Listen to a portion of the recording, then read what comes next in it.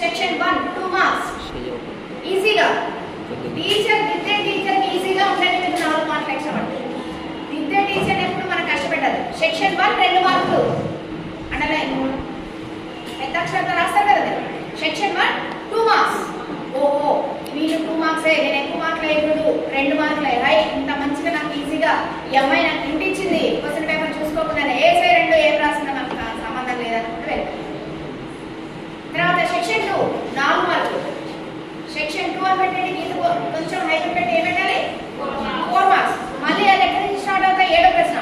7 ఎక్కువ వదిలిపెట్టండి కొంచెం. 8 9 10 11 12 బాగా వచ్చు.